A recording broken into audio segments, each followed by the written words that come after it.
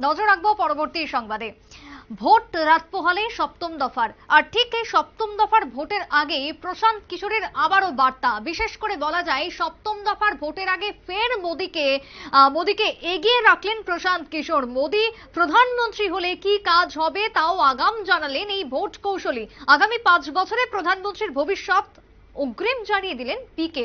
তবে সব থেকে আশ্চর্যপূর্ণ বিষয়, ভোটের ঠিক আগের দিন দাঁড়িয়ে দেখা যাচ্ছে প্রশান্ত কিশোরের একের পর এক মন্তব্য, কে কত আসন পাবেন। বিশেষ করে মোদীর বিজেপির কথাই যদি বলি, বিজেপি কোনোভাবেই 400 তো দূরের কথা, 320-র উপরে হবে না, এমনটাই তার বক্তব্য শোনা যাচ্ছে বিভিন্ন ক্ষেত্রে। কিন্তু সব থেকে বড় কথা, যেখানে নির্বাচন কমিশন এক্সিট পোলকে সম্পূর্ণভাবে নিষিদ্ধ করেছে, যদি করতেও হয় তাহলে আগামীকাল অর্থাৎ সপ্তম দফার ভোটের পর অর্থাৎ সন্ধ্যে 6টার পর তা করা যাবে, তার আগে কোনোভাবেই নয়। কিন্তু সেই জায়গায় কিভাবে তিনি এই ভোটের ক্ষেত্রে এই মার্জিন তিনি দিচ্ছেন, সেটাই হচ্ছে সব থেকে বড় প্রশ্ন। কথা বলবো রাজনৈতিক বিশ্লেষক অশোক দাস রয়েছেন টেলিফোন লাইনে। অশোক দা, সপ্তম দফার ভোট, তার আগে পিকের আবারও বক্তব্য, তার যে এই যে বারবার কত শতাংশ ভোট হবে, কে কতটা পাবে, এই নিয়ে কি ভোটারদের এক প্রকার তিনি প্রভাবিত করার চেষ্টা করছেন? কি মনে হয় তোমার?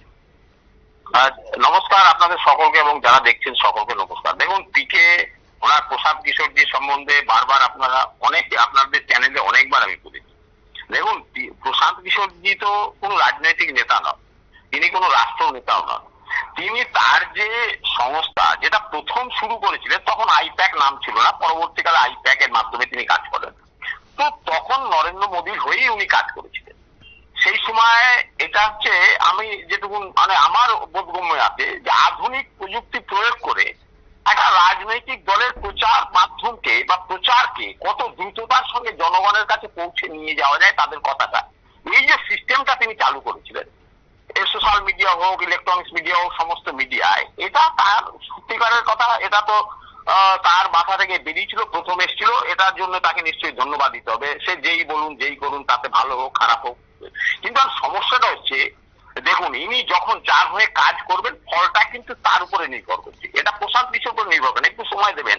সেটা যদি কোনো রাষ্ট্র নেতার হয়ে কাজ করেন, কোনো জননেতার হয়ে কাজ করেন, তাহলে তার ফলটা কিরকম হবে।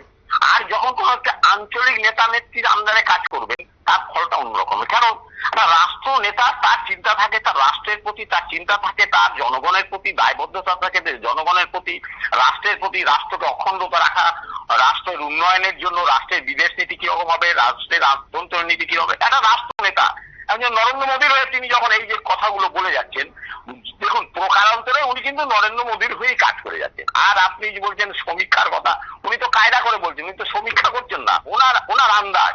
সে তো রাজনীতি নেতারা বলে আমরা এত পাবো, আমরা সাধারণ লোক আমরাও বলি এত পেতে পারে, অমুক দল এত করে, সেই জায়গায় উনি আটকাচ্ছেন না। আর দ্বিতীয় কথা হচ্ছে, যেটা বলছিলাম, যেটা রাষ্ট্র নেতার কথা বললাম, এটা আঞ্চলিক নেতা।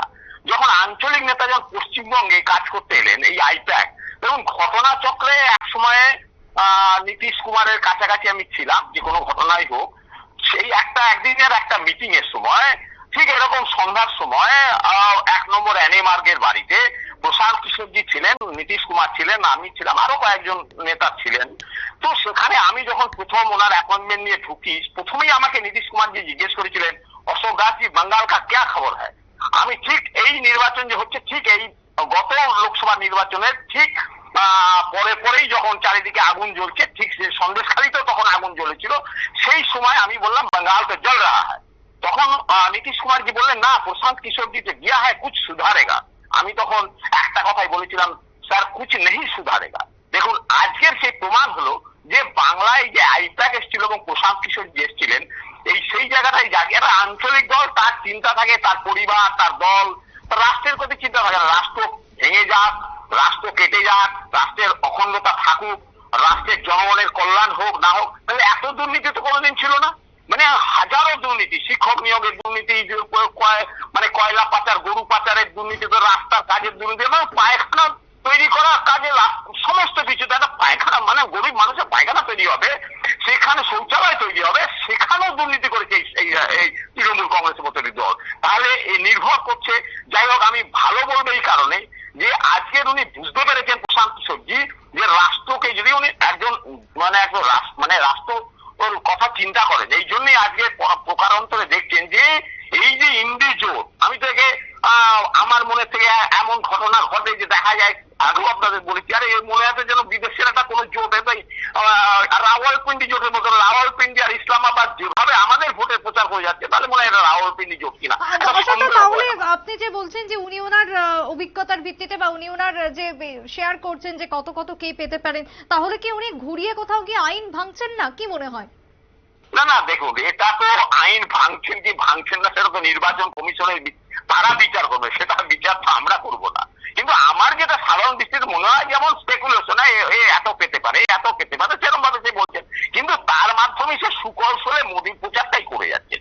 কারণ হচ্ছে, আমি সেই জায়গা থেকে বলি যে কারণ হচ্ছে তিনি হয়তো একজন দেশপ্রেমিক হিসাবে অখণ্ড ভারতবর্ষের কথা চিন্তা করে তিনি দেখছেন যে যাদের হয়ে আমি একসময় পশ্চিমবঙ্গে কাজ করেছি তারা কত দুর্বিষহ যন্ত্রণার মধ্যে পশ্চিমবঙ্গের জনগণকে ফেলেছেন, সেই জন্য তিনি এখন আইপ্যাকের মধ্যে বলছেন আমি পশ্চিমবঙ্গের আইপ্যাকের আমি আর কোনো কাজ করি না। তার মনে হয়তো একটা বেদনা অনুভব করেছেন যে না, এরা কত ভয়ঙ্কর, এরা রাষ্ট্রের পক্ষে কতটা ভয়ঙ্কর, একটা জাতির পক্ষে কতটা ভয়ঙ্কর, একটা রাষ্ট্রের এবং দেশের পক্ষে জনগণের পক্ষে কত ভয়ঙ্কর। সেই জন্যই তিনি এই ইন্ডি জোট যাতে একটুখানি সফলতা দেখাবার দিকে যাচ্ছিল, সেই সময় তিনি বারবার বলছেন না, ইন্ডি জোট সংখ্যাগরিষ্ঠতা পাবে না, পাবে এই নীতিশ কুমারের জোট, এনডিএ জোট পাবে। কারণ তিনি ভারতবর্ষকে বাঁচাবার জন্য বলছেন, আমার মনে হয় ভারতবর্ষকে বাঁচাবার জন্য বলে, ভারতবর্ষের অখণ্ডতার জন্য বলেন, ভারতবর্ষের জনগণের জন্য তিনি তার মনে হয়েছে যে না এটা করা দরকার, না হলে আমাদের সমূহ বিপদ। তিনি তো ভারতবর্ষে আমাকে বুঝলাম অশোক বাবু আপনার কথা, দিতে পারবো না। একেবারে তাই, অনেক ধন্যবাদ আপনার। আমরা কথা বলছিলাম রাজনৈতিক বিশ্লেষকের সঙ্গে। তবে মোদীর প্রধানমন্ত্রী হওয়ার ক্ষেত্রে আগামী 5 বছরের যে ভবিষ্যৎ, সেটা এক প্রকার আগাম জানিয়ে দিল পিকে, এবং যা বক্তব্যের মধ্য দিয়ে আরো একবার নতুন জল্পনা সৃষ্টি বলেই মনে করছে রাজনৈতিক মহল। ছোট্ট একটা বিরতির পর ফিরে আসবো, সঙ্গে থাকুন।